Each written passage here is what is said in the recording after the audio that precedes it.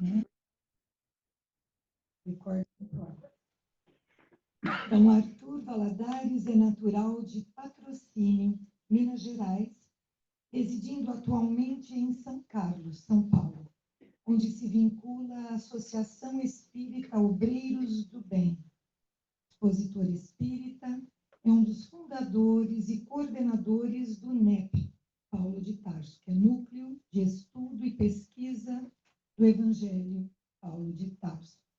Então, é com muita alegria que a gente gostaria de chamar o nosso amigo Arthur.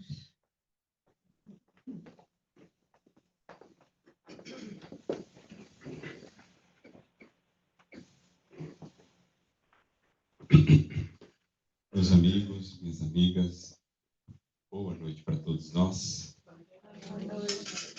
Que Deus nos abençoe na sua paz. E sintamos também aqui, junto de nós, a presença de nossos amigos espirituais, que se aproveitam de momentos como esse, de tanta alegria, de tanta comunhão, de tanta fraternidade, nesse que é o espírito do Evangelho, Rede Vivo no Consolador, que aproveitam desses momentos para nos inspirarem, nos impelirem à renovação de sentimentos, à abertura de nossas mentes, para que consigamos captar aquilo que nos chega de Jesus, ajudando-nos a compreender os deveres que a todos nos cabem. Então, antes de iniciar as nossas reflexões, nós gostaríamos de agradecer profundamente pelo carinho da acolhida, pela primeira vez aqui em Austin, no Texas, já fazendo tantos novos corações amigos, revendo alguns, esperando naturalmente levar essas amizades como patrimônios preciosos que o Senhor nos confere na jornada. Não por acaso ele nos havia dito: granjeai amigos, porque são os amigos a riqueza da jornada e são os laços misteriosos que haverão de nos conduzir a Deus, especialmente quando assim sintonizados nesse ideal que nos congrega, que é o ideal do Evangelho, que é o ideal do Consolador.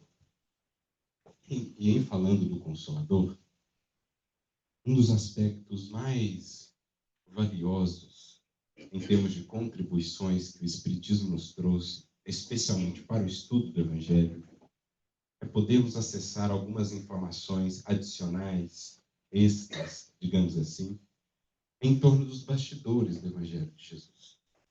Claro que o cerne indestrutível, imperecível, de valor incomensurável, está lá, naqueles textos que os séculos têm visto passar, digamos assim, sem perderem a sua atualidade e a sua plenitude. E especialmente hoje, com os recursos que o Espiritismo nos traz, a gente vai buscar lá aquele cerne da mensagem de Jesus, que chegou até nós pelos evangelistas, pelos colaboradores mais diretos, como os que deixaram as suas epístolas, o apóstolo Paulo, por exemplo, também Pedro, João e outros. Mas o Espiritismo, por meio da literatura espírita, que é de um valor também inestimável, nos permite vivenciar, imergir em alguns aspectos dos bastidores que nos trazem uma visão ainda mais ampla do que foi aquele momento para a humanidade, todas as repercussões, todos os fatores e circunstâncias envolvidos. Nós como que podemos imergir um pouco mais naqueles dias inolvidáveis da presença física de Jesus entre nós, para assim criarmos uma conexão ainda mais profunda e, naturalmente, também uma consciência mais lúcida quanto aos nossos deveres. E é nesse sentido que nós vamos recorrer ao grande cronista do Evangelho, repórter do mundo espiritual, Humberto de Campos, irmão X, que vai nos trazer alguns desses bastidores, hoje em específico, em torno de um momento e de uma personagem que serão aqui focos de nossa análise. O momento a que fazemos referência já faz parte dos momentos finais de Jesus durante a sua missão pública e pessoal aqui entre nós, quando ele se dirige pela última vez à cidade de Jerusalém. Como nós sabemos, ele dirige-se para a cidade às vésperas da Páscoa E ali é recebido por uma multidão, naquela passagem muito conhecida, né? Que a tradição ainda guarda até hoje, como o Domingo de Ramos e tudo mais, aquela receptividade calorosa e tal, da multidão que o recebia em Jerusalém.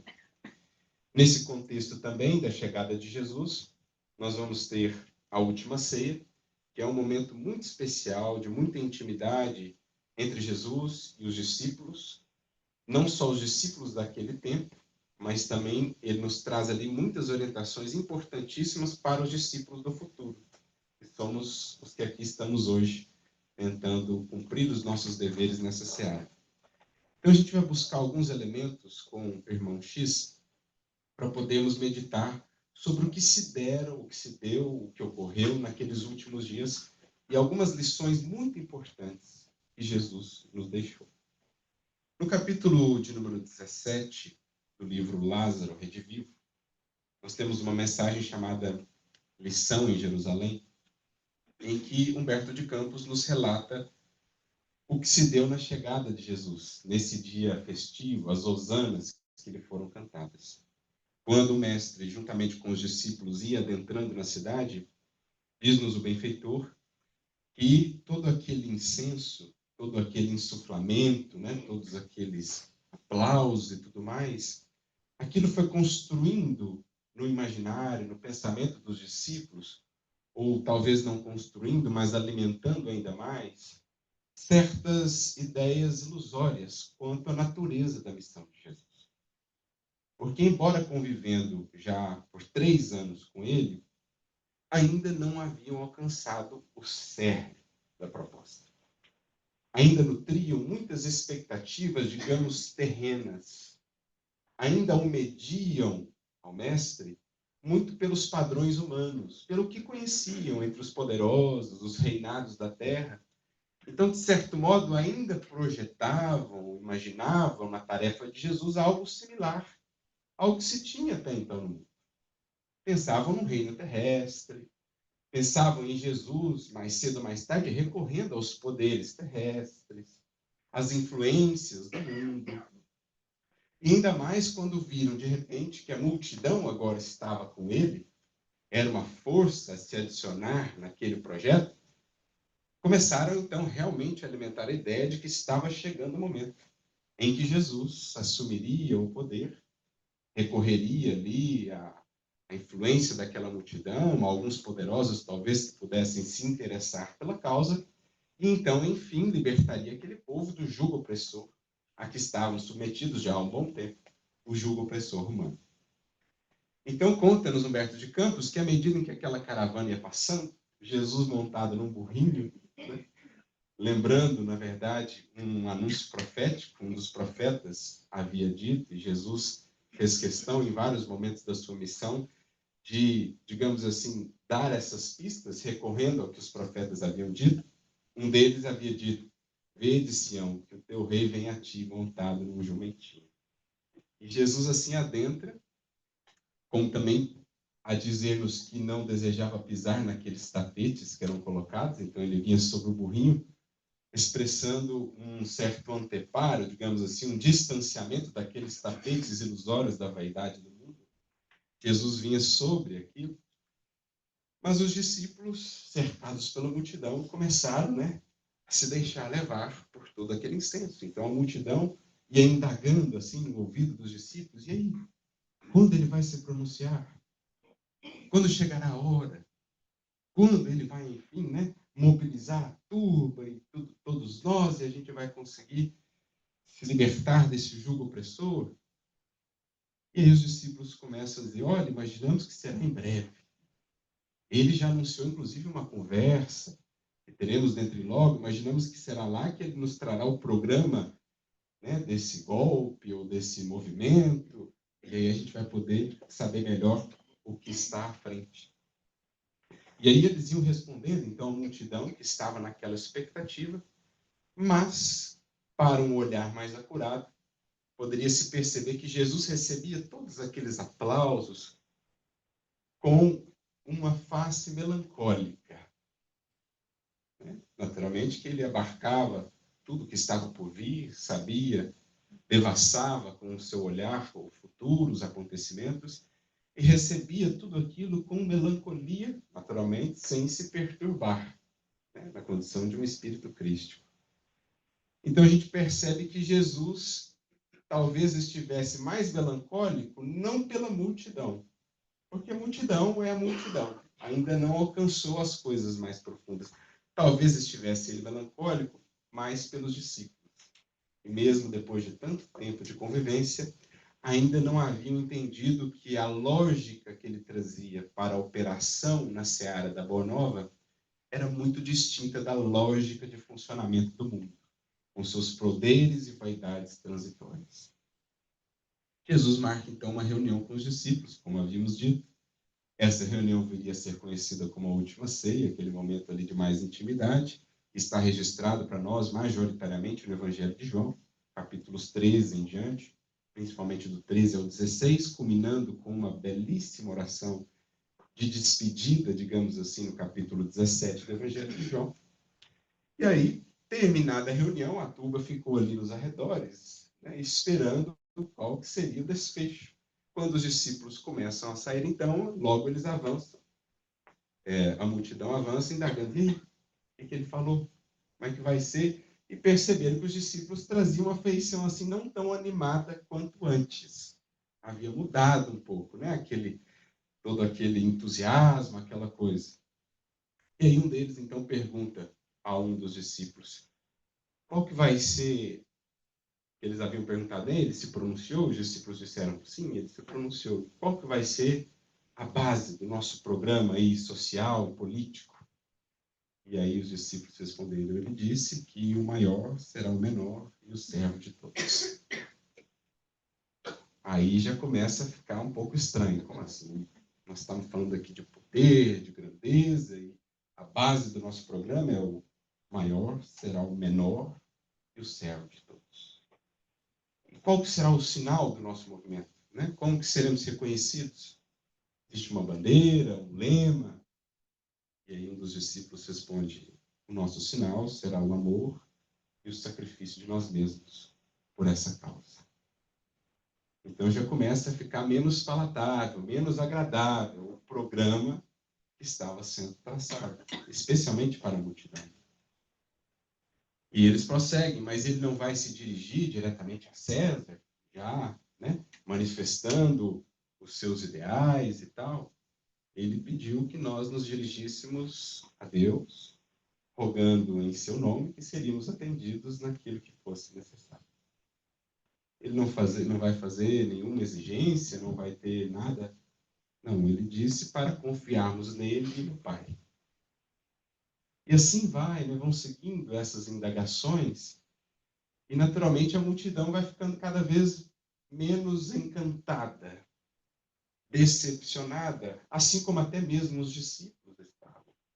Porque quando a gente vai aos bastidores, lá da própria última ceia, que também estão narrados por Humberto de Campos no livro Boa Nova, no capítulo sobre a última ceia, nós percebemos que lá dentro, qual era uma das principais discussões? Já disputavam os discípulos entre si os cargos e as posições. Eu estarei à direita, você estará à esquerda, eu ficarei responsável por isso, por aquilo. Não os cargos no sentido de encargos, mas os cargos no sentido de influência e prestígio. Então, seguem essas considerações, essas respostas, e aí, em determinado momento, alguém indaga ainda aos discípulos a respeito daquele programa, se ele não havia assinado nenhum documento, alguma coisa formal. E aí o discípulo responde, ele lavou os pés dos discípulos, ele lavou os pés de nós outros. Diante dessa última resposta, as gargalhadas irromperam entre a multidão e começaram então a dizer, não falei? Olha essa loucura dos pescadores, né? Tipo, isso não vai a lugar algum, mais uma ilusão, mais um projeto que já nasce natimorto. E aí começa então a se afastar, a debandar toda aquela multidão. E diz-nos Humberto de Campos, trazendo já uma reflexão muito importante, a partir dali, a partir desse momento em que a natureza da missão, da tarefa, da proposta do Evangelho fica mais claro, tanto a turba começa a debandar, como também os discípulos hesitam, se deixam fragilizar ante as esperanças ou expectativas frustradas, e a partir dali as sombras começam a ganhar mais força. Quando a multidão começou a perceber que Jesus estava mais preocupado com a execução da vontade divina acima de quaisquer ilusões humanas, quando os discípulos começaram a perceber que o Cristo não concorreria com os homens em suas ilusões, nos anseios de triunfos políticos e transitórios, então o Sinédrio, as sombras operando por detrás de todos aqueles dramas, todas aquelas tramas que marcaram a prisão e a crucificação de Jesus, começaram a ganhar mais força. E o mestre, ele só, com a sua dor e a sua lealdade, foi impelido, então, ao extremo sacrifício. Como a nos dizer que essa é uma das principais lições que já transparece desse momento culminante, digamos assim, né? Concluindo, Humberto de Campos diz, foi uma das últimas lições dele, entre as criaturas, dando-nos a conhecer que é muito fácil cantar hosanas a Deus, mas muito difícil cumprir a divina vontade com o sacrifício de nós mesmos.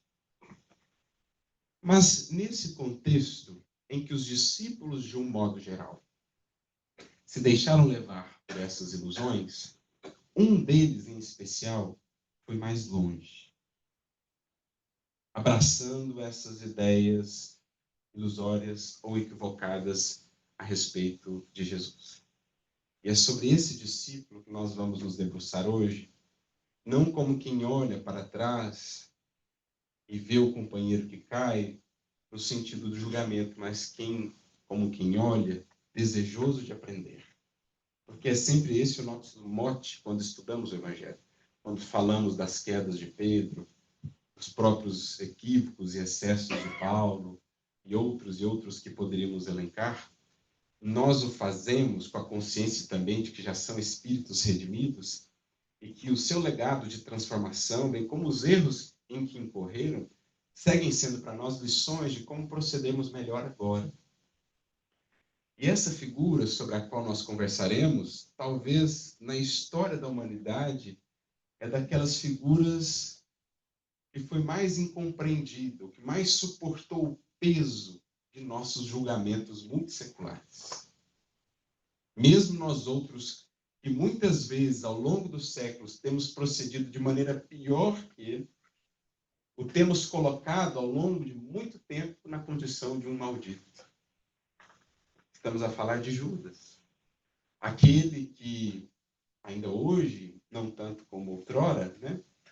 Muitas vezes é aquela figura vista apenas como traidora, aquela figura que acaba recebendo todo o peso, toda a responsabilidade de tudo que se deu, quando na verdade foi mais um elemento que pelas fragilidades acabou contribuindo. Mas nós vamos estudá-lo a partir desses bastidores, mais uma vez com o auxílio de Humberto de Campos, para que a gente consiga meditar o quanto dessa postura, o quanto da invigilância dele, às vezes ainda não permeia a nossa atuação hoje, na seara espírita, na seara do Evangelho, percebendo que talvez ele está muito mais próximo de nossa realidade, de algumas escolhas ou posturas nossas, do que possamos imaginar. Então, no capítulo de número 24 do livro Boa Nova, Humberto de Campos traz uma mensagem justamente com esse título, A Ilusão do Discípulo. E aí não sabemos precisar ao certo quando se deu o diálogo que irmão X, Humberto de Campos, comenta aqui, entre Judas e Tiago Maior, que era um outro dos apóstolos. Aliás, foram os dois primeiros a partir. Judas, infelizmente, parte pelas portas do suicídio, e Tiago Maior é o primeiro dos apóstolos a ser martirizado, ali em meados da década de 40, em Jerusalém, no Sinédrio. Então, conta Humberto de Campos que eles estavam caminhando, não sabemos precisar ao certo se antes da última ceia, se depois, nos parece que foi antes, mas eles estavam conversando, começam a entabular ali uma conversação, e Judas vai descortinando para nós um pouco do seu estado de espírito, que é o que mais nos interessa aqui. Meditarmos sobre esse estado de espírito na nossa relação com o Evangelho. Para a gente ver que a invigilância, às vezes, essa postura, ela é muito mais sutil do que nós possamos imaginar. Então, diz lá o autor, em determinado momento, o Judas volta-se para Tiago e diz, olha, você não acha que Jesus assim é muito bom e muito simples para levar adiante essa empreitada? Você não acha que a gente teria assim que tentar ajudar de alguma maneira, tentar intervir? Então já começa com a ideia, né? Uma ideia muito perigosa de que nós temos mais recursos do que o próprio mestre para discernir os melhores caminhos. A ousadia de dizer a ele, ou de nos antepormos a ele, no que diz respeito à tarefa. O que em si já é uma ideia muito perigosa, mas muito mais presente do que nós imaginamos. Quantas vezes não estaremos numa posição como essa, esquecendo-nos de que o convite é quem quiser vir após mim, negue-se a si mesmo e tome a sua cruz. Quantas vezes não queremos nos antepor a ele, dizendo ao mestre que assim seria melhor, assado, ou rebelando-nos, revoltando-nos, quando os desígnios que ele vai nos apresentando vida fora não seguem os caminhos esperados.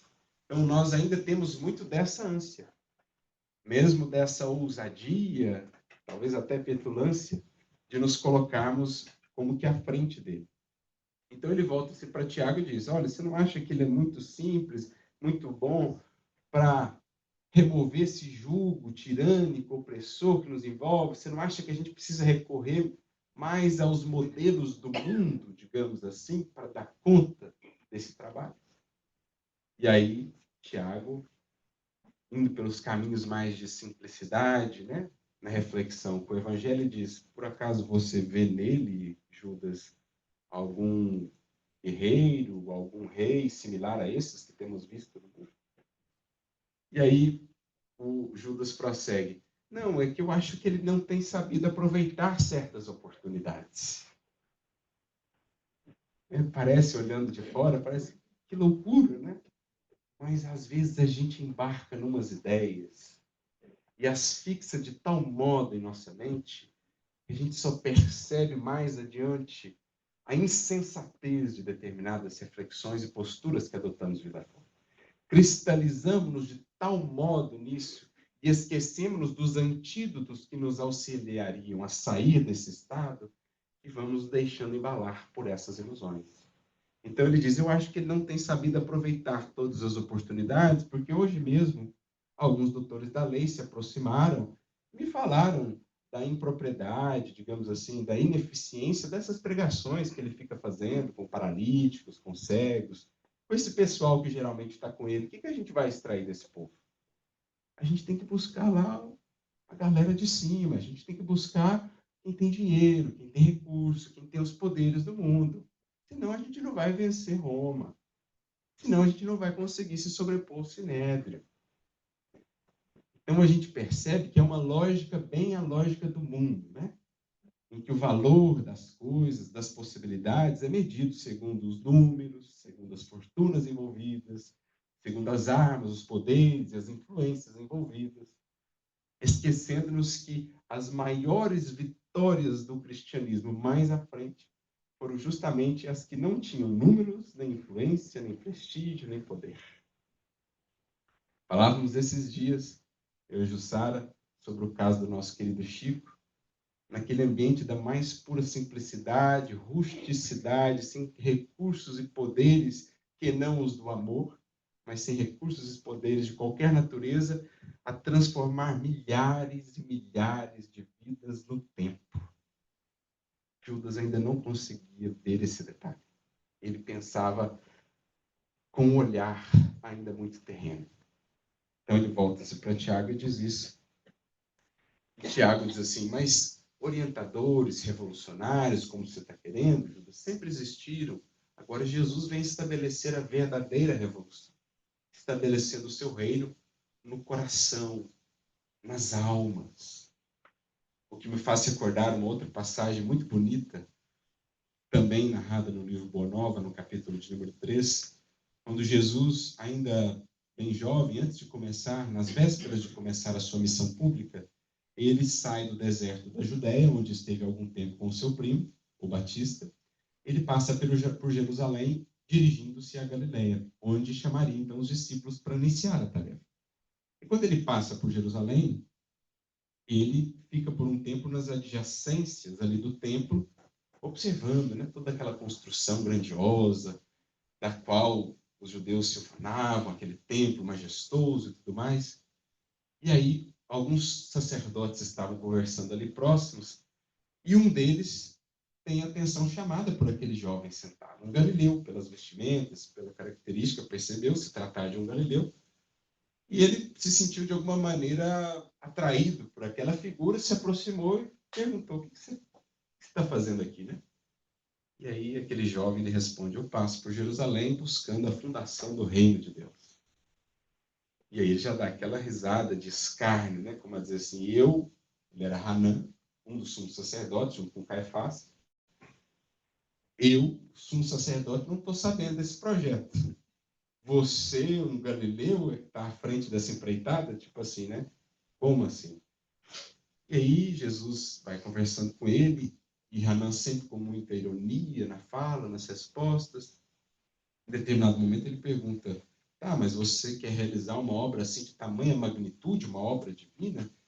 E você deve então contar com muitos auxiliares.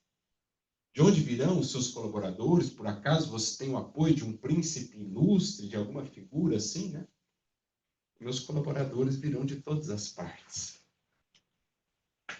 E aí o escárnio e a ironia respondem: é verdade, os tolos e os ignorantes estão em toda parte. Mas você se propõe a realizar uma obra divina. E por acaso você já viu uma obra divina, uma estátua, por exemplo, sublime, realizada ou efetuada com fragmentos de lama? Como dizer, você vai juntar esse pessoal aí, dá para fazer algo belo, algo suntuoso com lama? Com a ralé, digamos?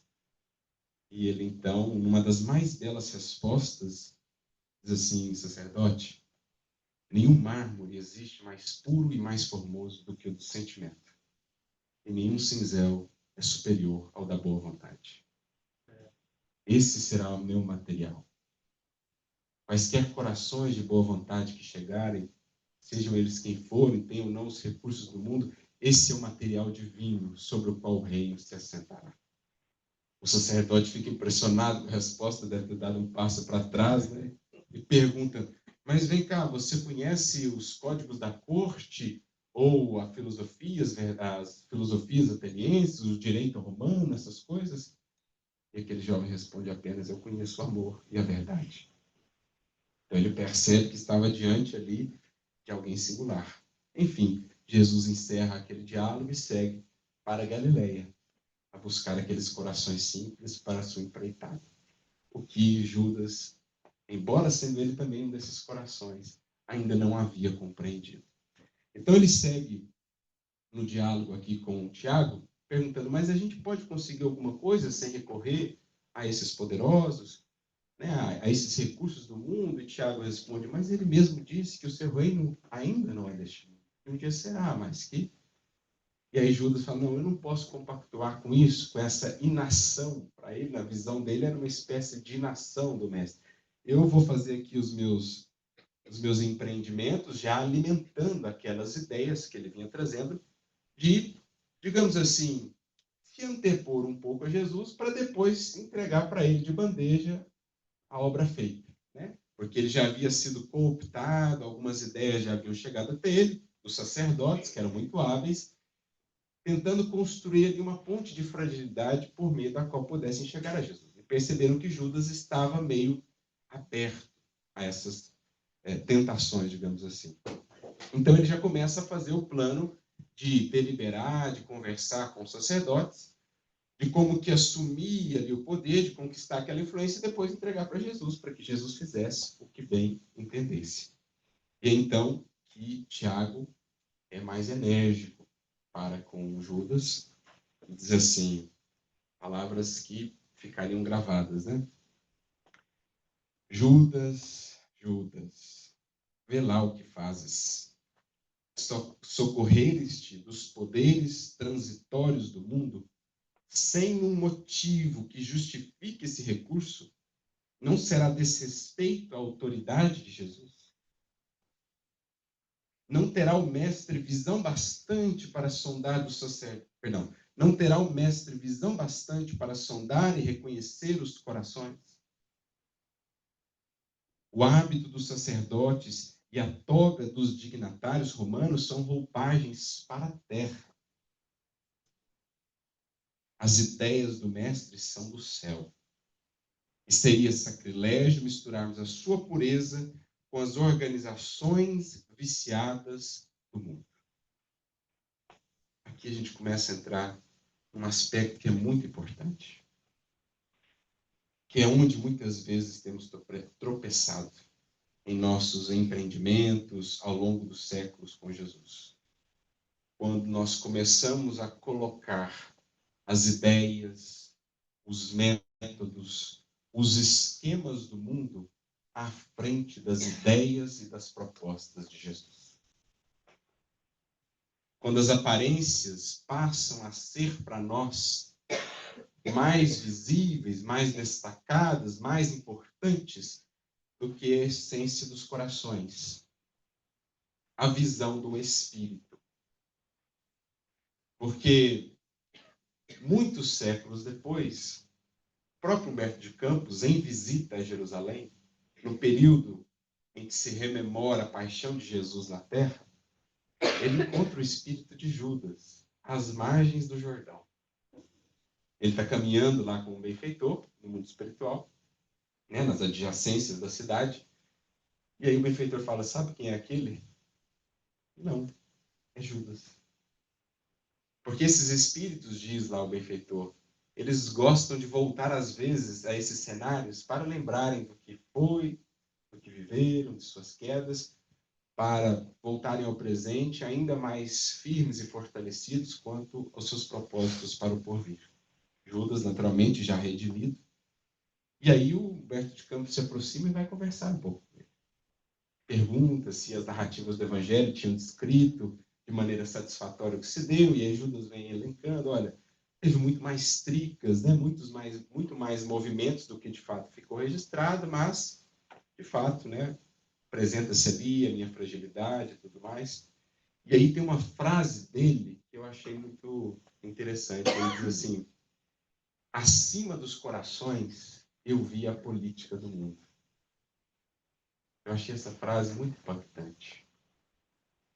Em tempos como os que vivemos, de tantos extremismos nas ideias, nas ideologias, nos pensamentos do mundo, tempos de tantos choques, quantos corações estão conseguindo ver os corações acima das políticas, das ideias, das ideologias, dos modelos e dos métodos do mundo?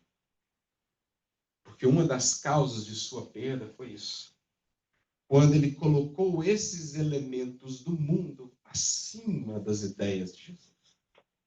Claro que o mundo sempre foi percorrido por muitos conjuntos de ideias que têm a sua razão de ser, atendem às necessidades de progresso nessa, naquela época, mas são geralmente de caráter muito circunstancial, porque são transformadas de maneira profunda com o passar do tempo. Mas quantos não abraçam ideias como essas, colocando-as à frente do seu ideal com Jesus, passando a ter dificuldades de ver nos corações que às vezes estarão num outro extremo de visão, de espectro, de compreensão, tendo dificuldade de ver nesses corações seus irmãos, tendo dificuldade de ver ali o trabalho a longo prazo a ser realizado, porque se detém num rótulo, se detém num recorte, se detém numa imagem. Quantos não trocam o Cristo colocando à frente certos ídolos, certas criaturas do mundo falíveis, com suas ideias e suas propostas, mas que acabam de tal modo absorvendo a criatura, que ela se esquece desses ideais, se afasta, criam-se divisões, dissidências, dificuldades quase que inconciliáveis de convivência, porque a gente vai trazendo esses elementos do mundo e colocando-os à frente dos ideais do céu. Então, o apóstolo Paulo, ele tem uma frase muito interessante na sua epístola aos Romanos, capítulo 12, versículo 2, em que ele diz assim: e não vos conformeis com este mundo, mas transformai-vos. E é interessante porque quando a gente analisa a palavra que foi traduzida por conformeis no grego é siskematizo. Sis é uma preposição no grego que significa similar, né? Por exemplo, se a gente pensar a ideia de simpatia, um sentimento similar. Por exemplo, os evangelhos sinóticos dão uma ótica similar. Nesse caso, não vos adapteis, não vos assemelheis aos, e é outra palavrinha que vem, esquematizo, né? Acho que no português a gente já entende. Esquemas. Não vos assemelheis, não vos amoldeis aos esquemas do mundo. É o que Paulo está dizendo. Porque o reino não será construído dessa maneira. O reino do Cristo pede uma visão que consiga transcender rotulação da criatura, que consiga ver além dos equívocos nos quais talvez agora ela incorre, para que, não abrindo mão dos ideais, da fidelidade aos propósitos, saibamos também de alguma maneira trabalhar, envolver, estimular essa criatura a reencontrar, reencetar os seus caminhos, tornando a colocar o Cristo na devida posição. Mas o que se vê num mundo conflagrado, especialmente no âmbito das ideias? Divisão. Pelo rótulo, se divide. E aí, nem o diálogo, às vezes, se torna possível. Porque eu reduzo a criatura àquela visão transitória que ela tem. Seja no espectro político, filosófico, eu deixo de ver o coração. Eu deixo de ver o meu irmão. E por hora, talvez, estará com ideias dissonantes do Evangelho, mas que não deixe de ser o meu irmão. É isso que Paulo está querendo dizer. Se a gente for usar a lógica do mundo, repele, divide, afasta. Mas na lógica do Cristo, a gente vê de maneira diferente. E é o que Judas não estava conseguindo entender. Ele estava muito preso aos esquemas do mundo. E preso aos esquemas do mundo, por isso eu achei muito interessante aquela frase, acima dos corações eu via a política.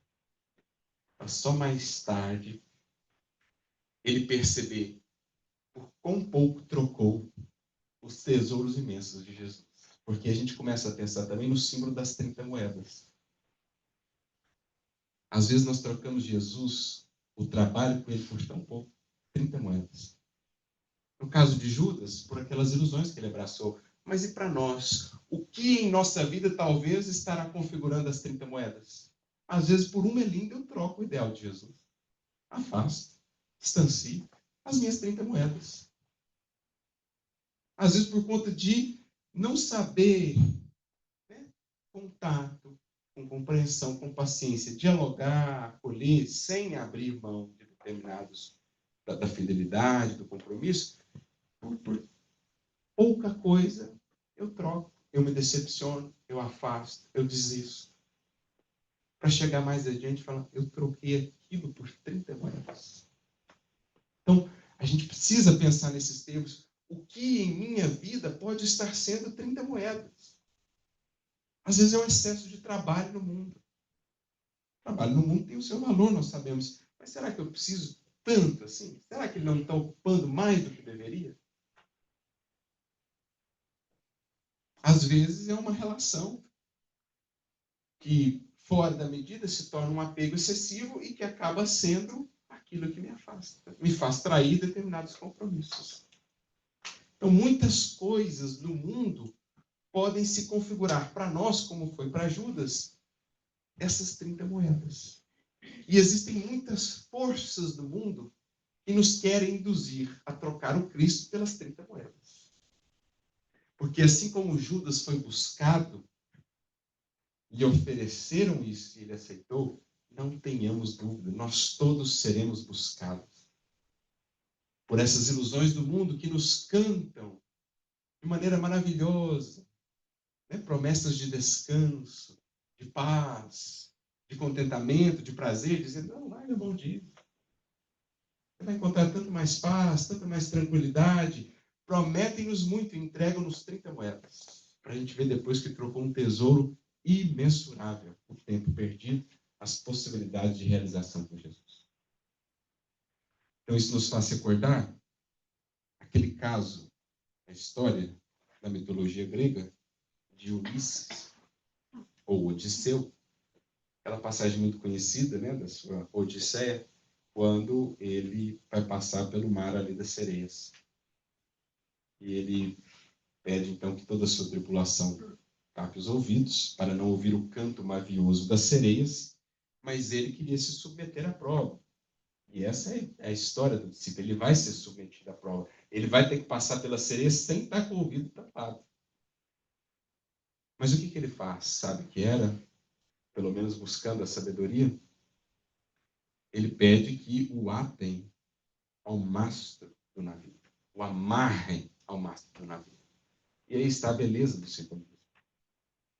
Qual a melhor maneira de nos fazermos assim, resistentes, resilientes ante esses chamados do mundo?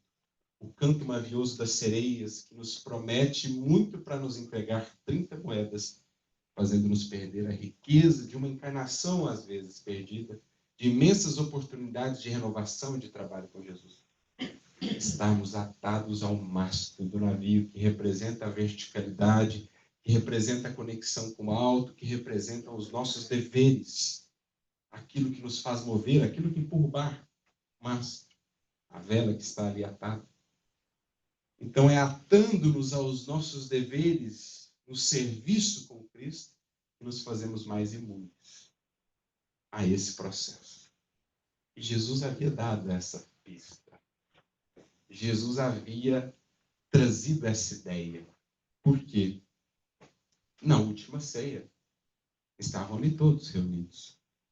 E é interessante que João começa o seu relato da última ceia, no capítulo 13 do seu evangelho, dizendo, né, que, tendo-os amado, amou-os até o fim. E aí ele diz, logo no início, no versículo 2, vamos até ler aqui para ficar mais... Ele diz assim, e terminando a ceia, tendo já o diabo posto no coração de Judas que o traísse, Jesus, sabendo que o Pai lhe havia dado todas as coisas, que ele vinha do Pai e voltaria para o Pai, levanta-se, cinge-se e começa a lavar os pés dos discípulos. Então, eu achei muito interessante, porque não havia pensado até então nessa perspectiva, que João faz questão de dizer, de informar que Jesus sabia que Judas já estava com essas ideias entranhadas. Por que o diabo representa aqui? Essa influência que quer criar o obstáculo, que quer fazer com que as ideias do mundo, as atrações do mundo, se sobreponham à proposta divina. Que quer fazer com que a gente veja mais o rótulo, a circunstância da criatura do que o meu irmão. Então, tendo já o diabo posto isso, diabo, do grego, diabolos, significa aquele que se opõe, aquele que cria resistência. O que Jesus faz? Ergue-se, cinge-se e lava os pés dos discípulos. Como a nos dizer que o caminho para que não nos deixemos envolver por isso é serviço. É buscar as bases, porque os pés aqui são muito representativos. Os pés são as bases do nosso corpo físico. Trazendo isso para um plano espiritual, os pés são a base do ser espiritual, que no caso é o sentimento. Então Jesus vai na base. Vamos trabalhar o sentimento. Vamos buscar direcionar os nossos principais esforços para o sentimento. Colocando isso como linha mestra, linha de frente da nossa atuação. Tanto para que nós não nos percamos em nossos propósitos, como também para que possamos auxiliar aqueles cujas bases estão oscilantes. Então, Jesus, em se erguendo naquele contexto em que os discípulos disputavam cargos, em que Judas já trazia aquela ideia entranhada, cristalizada em si, Jesus ele dá uma resposta silenciosa aos discípulos daquele tempo e de todos os tempos, dizendo-nos: quem estiver atento ao trabalho do sentimento E quem estiver em serviço estará mais imune, porque nunca estaremos plenamente imunes, mas estará mais imune a essas seduções, a essas tentações. E Jesus chega a dizer mais à frente, quase com uma angústia no coração, porque ele vai lavando os pés dos discípulos, né? Chega uma hora, Pedro fala, não, os meus você não vai lavar. E Jesus é firme com ele, olha, se eu não lavar os seus pés, não tens parte comigo. E aí Pedro muda de ideia rapidinho e fala, então lava tudo, Senhor, cabeça, mãos. E Jesus fala assim, não, só os pés está bom. Jesus está falando de pés físicos, gente. Não, lava só os pés. Atua no sentimento, porque o resto é decorrência disso. E aí Jesus diz, olha, ele fala, né, quase que a gente pode sentir a angústia. Nem todos estão limpos. Fazendo uma referência a Judas, cujo sentimento estava entranhado com aquele modus operandi. E, infelizmente, acabou seguindo o caminho das suas ilusões, que lhe custaram um imenso preço. Mas também é bonito vermos a misericórdia imensa de Jesus, tentando resgatá-lo até os últimos momentos, porque, passada a última ceia, quando Judas vem com a guarda do templo para prendê-lo, como o mestre recebe? Amigo, a que vieste? Sabendo de tudo aquilo, Jesus ainda, amigo, a que vieste? E depois, no último momento, na crucificação, quando visitado por verdadeiras cortes e legiões angélicas, o céu se fende, vem do alto os anjos mais belos, se aproxima de Jesus, faz uma reverência, coloca os ouvidos bem próximos dos lábios do mestre, aquele anjo que se destacava em relação a toda a corte angélica que o cercava naquele dia inesquecível. De repente, aquele anjo sai célere, porque Jesus havia balbuciado algumas palavras antes de entregar o seu espírito. E diz Humberto de Campos, aquele anjo solitário, esse é o título da mensagem, era o anjo da caridade, que corria para atender aos últimos ditames de Jesus antes de partir, rogando que auxiliasse a Judas, que acabava de se suicidar. A gente vê ao mesmo tempo o mestre que melancolicamente acompanha o coração que vai se entregando às suas ilusões, mas também aquele que nunca desiste de ir buscar, de ir nos resgatar. E esse é o espírito que ele quer trazer para nós, com esse que é um dos mais belos gestos de todo o Evangelho. Nosso ministério, meus amigos, minhas amigas, é o de lavar os pés. Porque quando você lava os pés, você vê o outro de baixo para cima.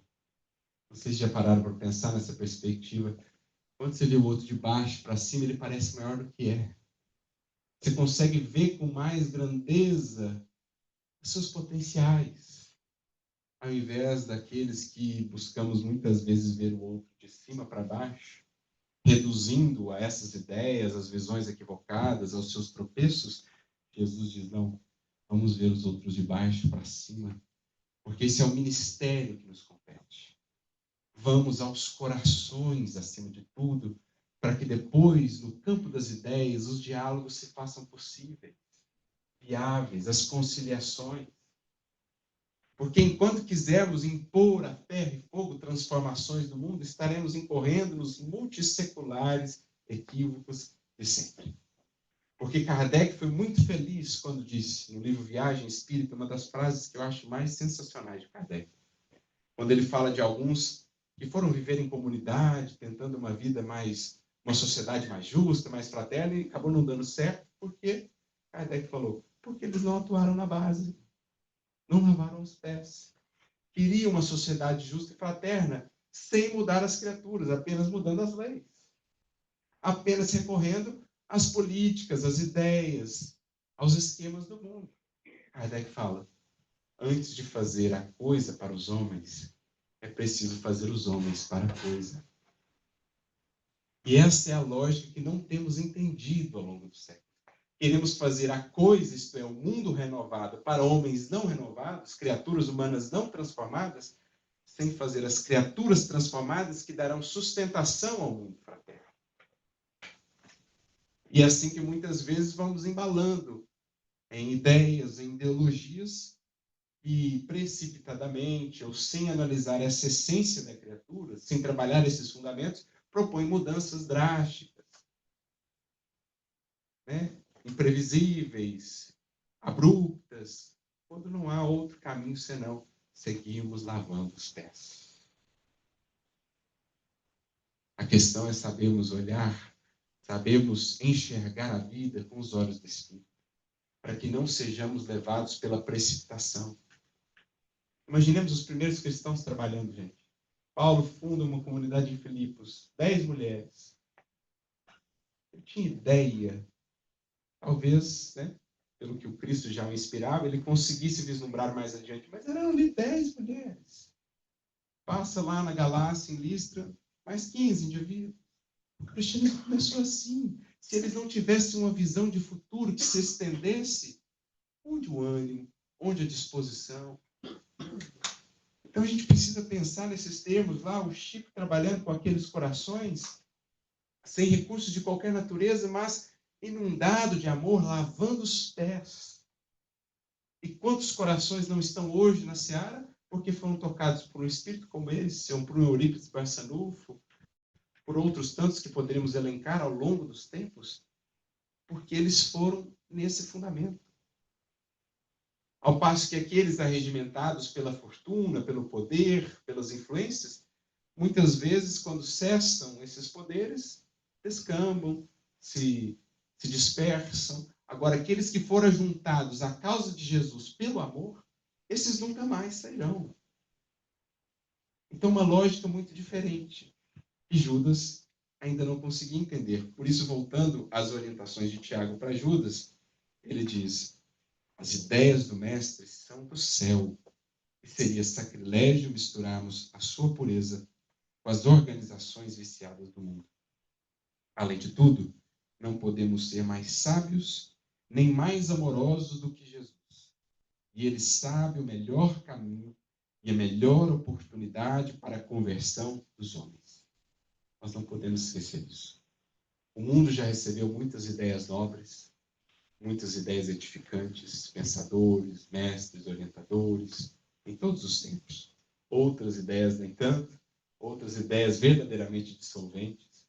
Mas nós não podemos nos esquecer de que o mestre dos mestres é Jesus.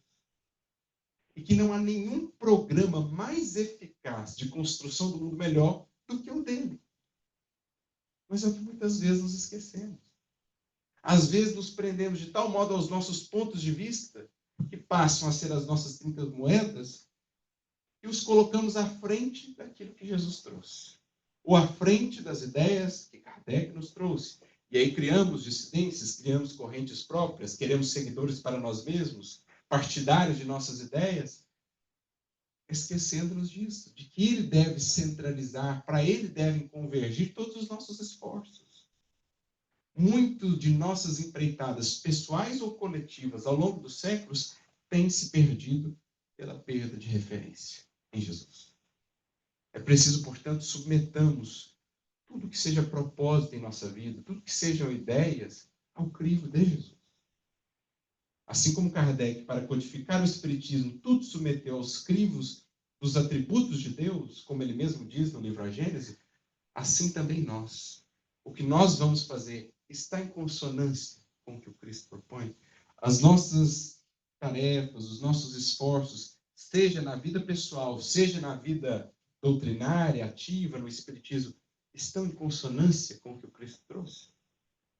Ou são simples enxertos de nós próprios nessa videira da vida?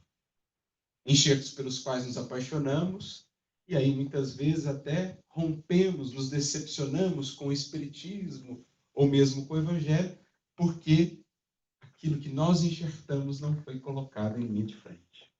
Para dar um exemplo, recorre-me do livro Os Mensageiros, Belarmino, o doutrinador, capítulo de número 11. Ele que havia se preparado em nosso lar para vir ao mundo, num trabalho de doutrinação, um trabalho na seara espírita.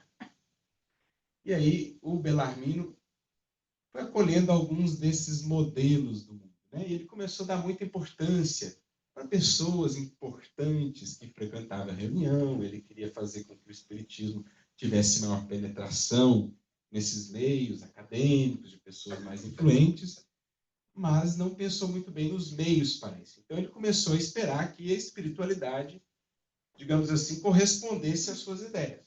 E que nas reuniões as demonstrações fossem mais eloquentes, né? Por que eles não poderiam, os espíritos, assim, fazer essa concessão de trazer algumas demonstrações que pudessem convencer os sábios, aqueles que ele passou a convidar para as reuniões, e assim ele foi entrando nisso, e foi se decepcionando porque a espiritualidade não fazia o que ele queria.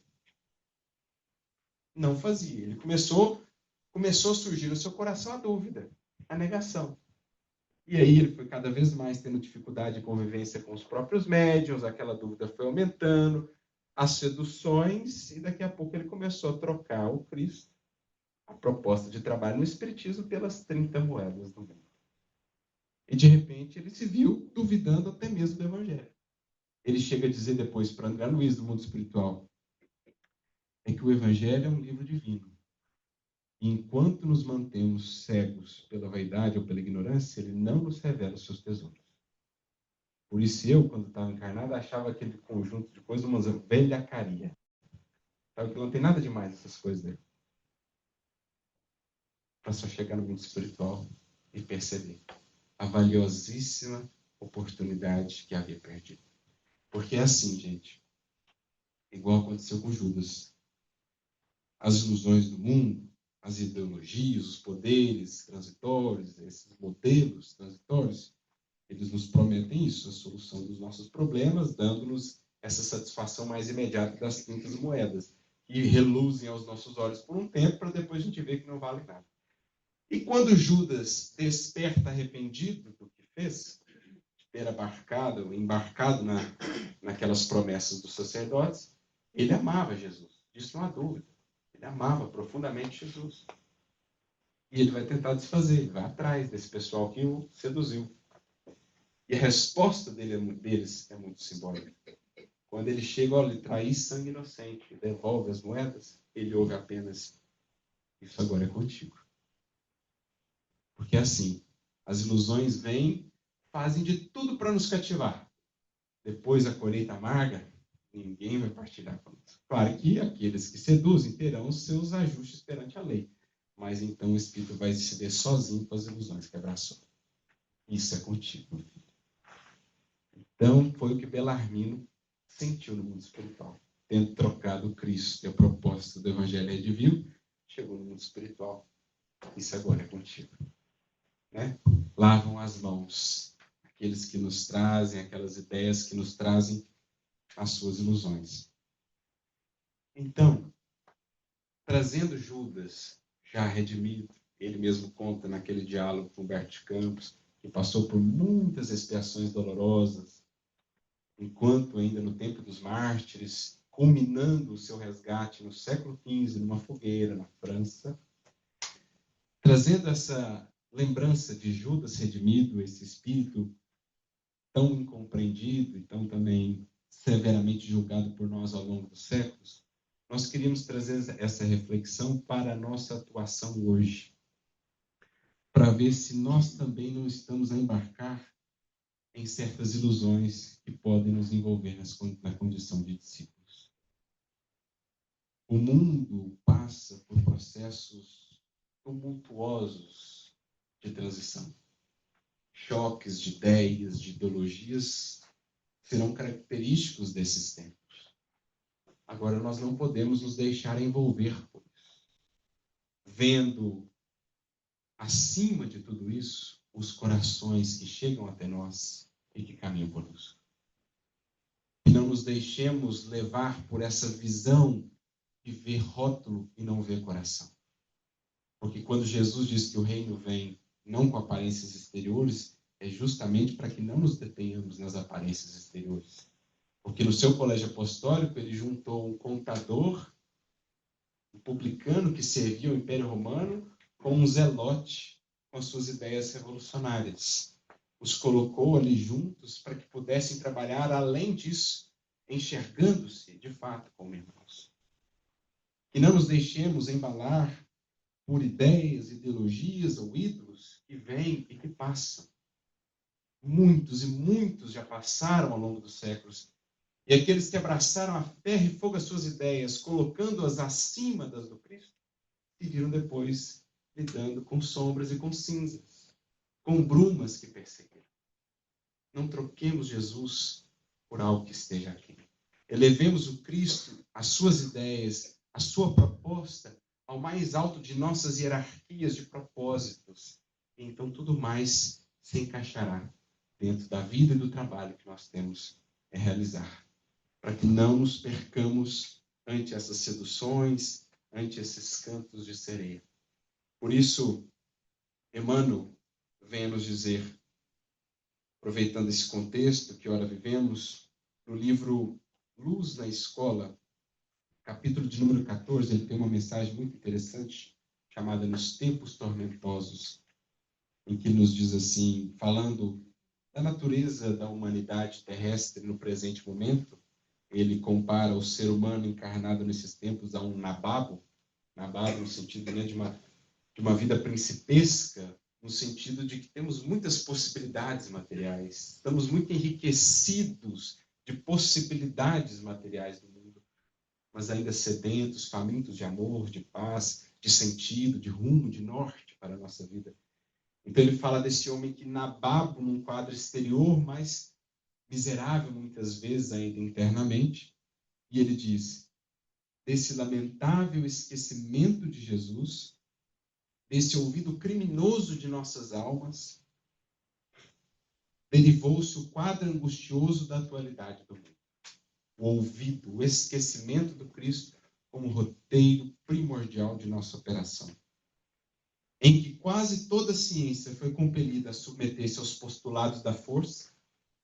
Então, as tecnologias, os avanços que temos conseguido submetidos aos postulados da força, a serviço muitas vezes da guerra, da destruição, né, dos poderes, em que os nossos mais elevados princípios filosóficos se converteram no veneno de extremismos políticos, em cujas vibrações antagônicas parecem os homens fantasmas penosos de ambição e de ódio, de egoísmo e de dor. Essa conjuntura que temos vivido, diz-nos Emmanuel, de extremos, de dificuldade de diálogo, de interação, de convivência fora e muitas vezes dentro de nossas casas, de nossas tarefas, decorre desse ouvido do Cristo como nosso referencial e daquilo que Paulo nos orientou. Não vos conformeis com este mundo.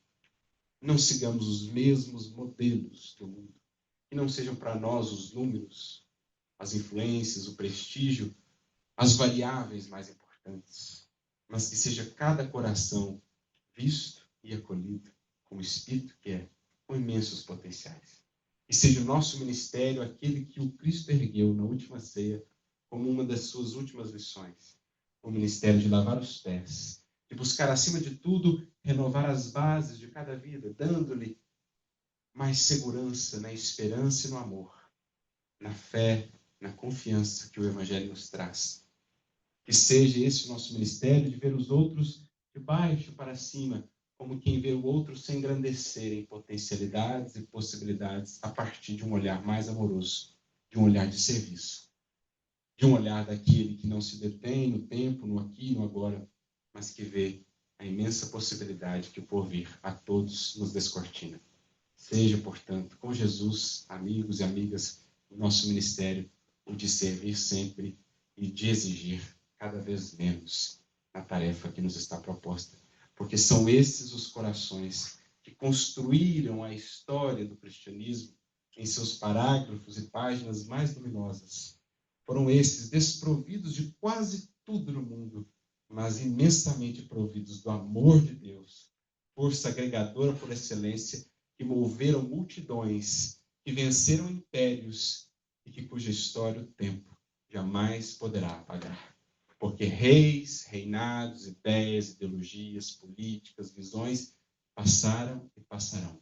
Mas como nos diz Emmanuel, Jesus vence, Jesus há de vencer. A todos muita luz e muita paz, seja o Mestre sempre o nosso norte e a nossa inspiração. Ficamos à disposição agora para um tempinho de perguntas, uns 15 minutinhos, caso existam. Obrigado mais uma vez.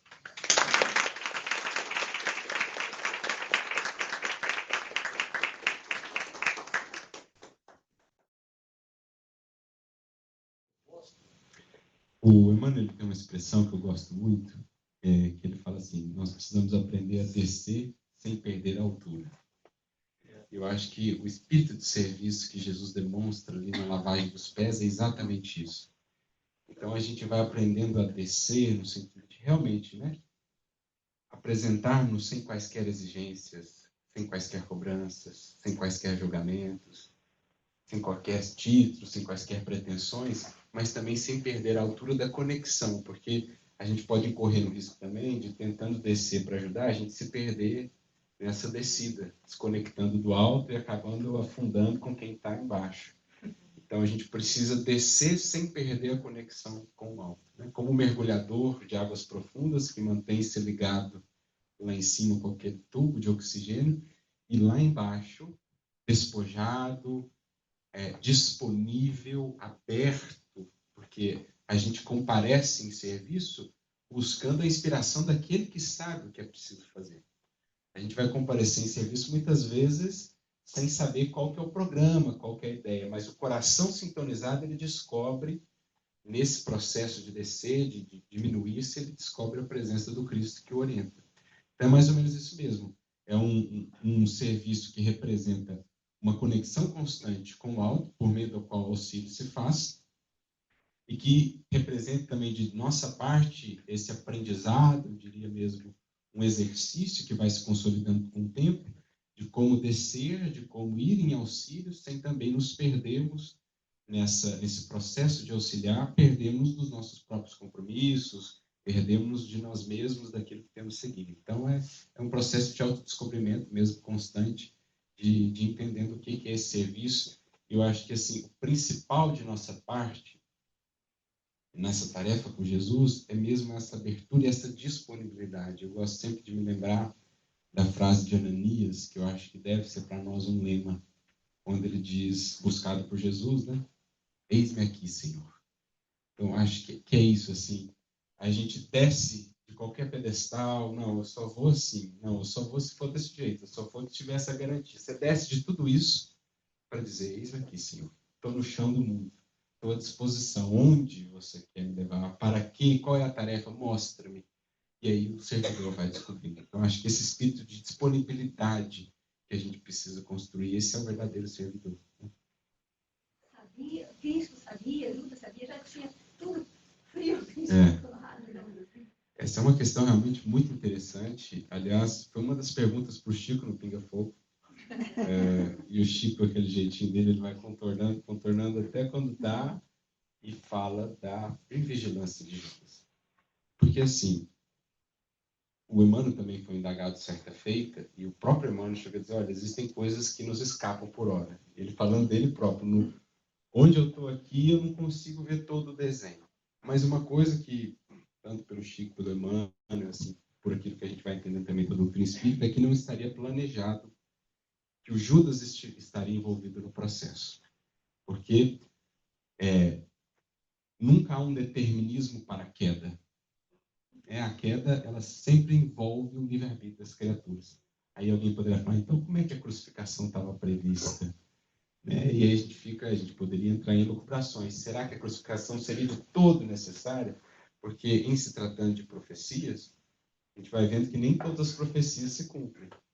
Muitas delas vêm justamente para que não se cumpram, como alertas, como previsões, para que caminhos melhores sejam escolhidos. Mas quando os caminhos melhores não são escolhidos, às vezes as profecias se cumprem. Né? Para ilustrar um exemplo, que até é meio cômico, o caso de Jonas, o profeta Jonas, ele foi enviado por Deus à cidade de Nínive. E aí eles tinham muito ranço, vamos dizer assim, com os ninivitas. Não gostavam, não conviviam. Né? E aí ele foi enviado aos ninivitas. Porque Nínive estava vivendo lá como Sodoma, os excessos, desviado e tal. Então, Jonas, você vai lá. Primeiro ele foge de Deus, aí tem toda aquela história dele entrar na barriga da baleia. Nós não vamos entrar no mérito disso. Mas, enfim, você vai lá em Nínive e vai falar o seguinte, ó, se o pessoal não mudar, a cidade será destruída. Quase que um vaticínio, né? Ó, a cidade vai ser destruída. E ele foi, levou a profecia, né, a previsão, e ficou aguardando o circo pegar fogo. Ele queria ver o circo pegar fogo. Os ninivitas mudam. acolhe a mensagem, se transforma. E aí a cidade não é destruída. Jonas fica emburrado com Deus. Não, mas porque ele queria que a profecia fosse... Mas a profecia veio, o alerta, o pessoal mudou, então não precisa. Aí Deus até, entre aspas, né, simbolismo, claro, ele faz... O Jonas estava acampado ali nas proximidades da cidade, ele faz uma planta crescer, uma árvore, dependendo da tradução, uma fala que é mamoneiro, outra fala que é outra árvore, enfim. Mas ele foi se apegando àquela árvorezinha e tal, foi se apegando, um dia ele acorda, a árvorezinha estava morta, né? Deus tinha secado a árvorezinha. E aí ele fica de novo triste, e aí Deus fala com ele, pois é, você ficou triste por conta de uma árvorezinha, imagina eu, quando uma cidade inteira eu tenho que ser tão ríspido, tão áspero, né? Para ele poder entender o processo. Então, assim, voltando ao caso de Jesus e da cruz, de fato, muitas das profecias, e o próprio mestre vai lembrando algumas delas, né, no diálogo com os discípulos, falavam da prisão do Filho do Homem e tal, da elevação dele e tal. Mas o que a gente vai percebendo pelas informações é que não estava previsto que Judas teria uma participação direta. É a resposta do Chico. Ele vai contornando com aquele jeitinho amoroso dele e fala, acho que Judas poderia ter sido mais vigilante e tal, algo nesse sentido. Como a dizer que ali a fragilidade dele acabou sendo uma pedra de tropeço. Porque ele não estando envolvido, outros talvez estivessem envolvidos, né? O que da parte deles foi uma queda também, são corresponsáveis pelo que se deu. Mas, ainda assim, ver todo o leque de possibilidades é para nós, no nosso estágio, muito difícil de perceber, de compreender quais os caminhos possíveis na vinda do Cristo. O que poderia ter sido o final? Será que a cruz era absolutamente necessária? Ou será que se a mensagem tivesse sido entendida, a cruz não seria um elemento necessário? Do jeito que foi, a cruz acabou sendo o marco sublime, divino, fecho, depois da ressurreição, da mensagem, né? E Judas, apesar do equívoco, depois se redimiu. Então é algo que por hora mesmo não escapa, mas o que a gente poderia depreender é que não estava previsto que Judas estaria diretamente envolvido no processo. Existem até algumas correntes espiritualistas que vão dizer que Judas sabia que aquilo na verdade era uma missão de Judas, que ele cumpriu essa missão. Mas se fosse algo assim, por que tanto remorso? Se fosse uma missão que ele havia recebido de Jesus, por que ele teria ficado com tanto remorso? É justo, né? coitado do Judas, porque ele, né? Exato. Então, assim, não faz muito sentido essa visão. E aí a gente começa a entender que realmente foi uma fragilidade. Mas, de novo, a gente volta na beleza da misericórdia, né? Porque a gente mencionou o caso de Jesus enviando o anjo para visitá-lo. E nós temos 2 poemas da Maria Dolores que nos trazem bastidores, dizendo-nos, por exemplo, o que Jesus fez entre a crucificação e a ressurreição quando ele aparece para Madalena. A Maria Dolores tem um poema muito bonito em que ela fala desse encontro, né? E que Jesus fala que a primeira coisa que ele foi fazer foi buscá-lo no mundo espiritual a fim de fazer ele pelo menos adormecer, a fim de aliviar a imensa dor de Judas. E aí, passado um tempo, depois que sua mãe já havia voltado ao mundo espiritual, quem o vai buscar para a regeneração é a própria mãe, Maria Santíssima. Talvez ali já assumindo, dali por diante, o compromisso com os suicidas, né, para todo o povo, ela é quem vai buscá-lo para os resgates necessários. Então é muito bonito a gente ver essa misericórdia toda envolvida. E ele resgata, né? Resgata. Eu não mencionei, né, porque o Humberto Campos ele não traz o nome exato, mas as evidências são muito diretas, indicando que seria Joana d'Arc, né, a última encarnação em que ele resgata. Inclusive no livro da Zilda Gama, O Solar de Apolo, o Vitor Hugo confirma que a encarnação última em que ele resgata mesmo, fecha o ciclo de Judas, seria Joana d'Arc. E também foi vendida por algumas moedas no processo da guerra ali dos 100 anos entre Inglaterra e França. Temos mais uma pergunta? A minha pergunta está relacionada com Judas também. Eu nunca tinha pensado, assim, Pessoal, ó, vamos ouvir a pergunta. Cristo era tão evoluído, né? Qual era a evolução do Judas para estar ali? Porque ele é tão importante nessa história que está sendo contada até hoje, que assim, quão ruim ou quão pouco evoluído ele era para ser parte desse protagonismo todo, né? Que é contado e que, querendo ou não, é nele que a gente se espelha em não ser ruim, né? Pois é. Porque ele acabou sendo essa imagem que atraiu, digamos, os olhares mais, né, ao longo dos séculos. Mas se a gente pensar, a fragilidade de Judas é muito similar à fragilidade de Pedro na negação. Só que Pedro não levou a fama tanto assim como Judas, porque Judas esteve mais envolvido diretamente com os sacerdotes, que culminou na prisão, aquele momento em que ele vai, beija o mestre. Mas a gente percebe que, assim como Pedro, Judas amava profundamente Jesus. Por isso o desespero tão grande dele depois. Eu acho que o desespero fala muito disso, né? Era um coração que o amava muito, mas que se deixou embalar nessas ilusões, nessas visões, nesses esquemas do mundo. Por isso, até nessa mensagem, nesse diálogo de Humberto de Campos com Judas lá em Jerusalém, no mundo espiritual, quando ele encontra, o Judas até comenta, muitos têm vendido por muito menos ao longo dos séculos, né? E acabam não ficaram registrados para a história. Então, acho que essa visão que o Espiritismo traz de Judas humaniza muito mais, dilui toda essa visão que a gente criou de muitos séculos de malhação de Judas como o sumo traidor. A gente vai vendo que ele era muito similar aos demais discípulos e até a nós próprios nas fragilidades que tinha. Amando Jesus, mas ainda cedendo, dando brecha às fragilidades das quais nos temos arrependido tão amargamente ao longo do século. Então, traz um Judas para muito mais perto de nós, no sentido de aprendermos com ele também, né? Então, é bacana a gente ter essa visão. E só mais um dado. Então, na verdade, um grande alcance filosófico. Muitos filósofos têm debatido ao longo dos tempos. Os anjos choram ou não? Porque, afinal de contas, são anjos. No nosso caso, o espiritismo, espíritos puros, ou espíritos superiores, eles choram ou não? E é uma coisa que nos escapa ainda, porque, no fundo, é você tentar imaginar ou conceber o que é o sentimento de um espírito nessa fase, né?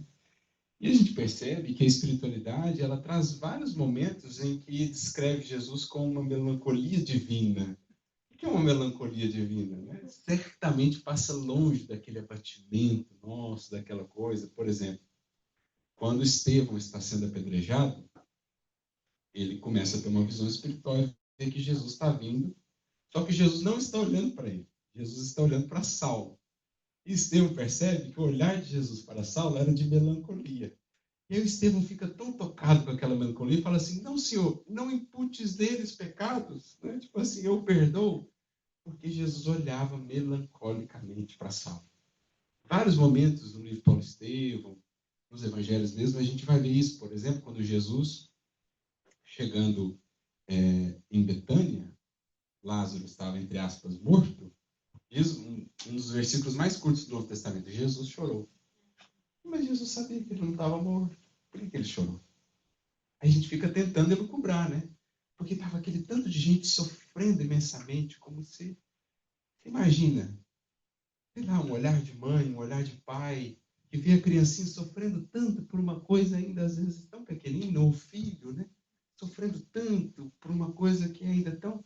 Então, aquele olhar, a gente fica tentando imaginar, às vezes o olhar da mãe que vai vendo o filho entrar em caminhos tão dolorosos e que não deixa de escorrer uma lágrima ali, embora sabendo que tudo há de ser redimido, que tudo há de ser resgatado. E para encerrar, assim, né? Me lembro daquela passagem descrita pelo Hilário Silva, envolvendo Eurípides Barçanufo, o grande apóstolo do Triângulo Mineiro, né? Grande apóstolo de Jesus. E conta-se que certa feita Eurípides sentiu-se durante o sono em desdobramento, sendo levado para regiões espirituais superiores. Então ele sentia-se cada vez mais leve, né? Cada vez mais ameno o ambiente. E ele, de repente, se vê numa campina bem verde, assim e tal. Ele começa a caminhar e mais ao longe ele vê um homem sentado. Ele vai se aproximando, de repente ele estaca. Ele percebe que era um mestre e, premido pela emoção, ele não consegue, cai de joelhos. Ele começa a olhar para Jesus e aí o coração dele fica ainda mais angustiado porque ele percebe que Jesus chorava. E aí diz o Hilário que nesse momento Eurípides queria ser um cachorrinho para estalar e consolar a Jesus. E aí ele tenta, né, fazer alguma coisa, fala, mestre, por que choras? E Jesus não responde na primeira vez. E aí Eurípides insiste, choras pelos descrentes do mundo? E aí ele diz que nesse momento Jesus volta a olhar para Eurípides, amoroso, terno, embora melancólico, né? Ele diz, não choro pelos descrentes do mundo aos quais devemos amor. Choro pelos que conhecem o meu evangelho mas não praticam. Nessa hora Eurípides cai, volta no corpo, acorda de madrugada e ali ele faz um compromisso de servir a Jesus até o último suspiro no corpo. E assim o fez em plena pandemia de gripe espanhola, até o último suspiro do corpo. Esteve a servir, desencarnando depois, aos 38 anos, tendo feito tanto como um legítimo apóstolo do Mestre. Então, não há uma resposta por hora. O que os Espíritos nos descrevem é que existe algum tipo de melancolia, mas certamente muito distante do que nós conhecemos por melancolia, tristeza, né? É algo divino, talvez o que mais se aproxima é esse olhar mesmo de uma mãe, que sofre pelo filho, mas sabendo que tudo há de ser reparado no tempo.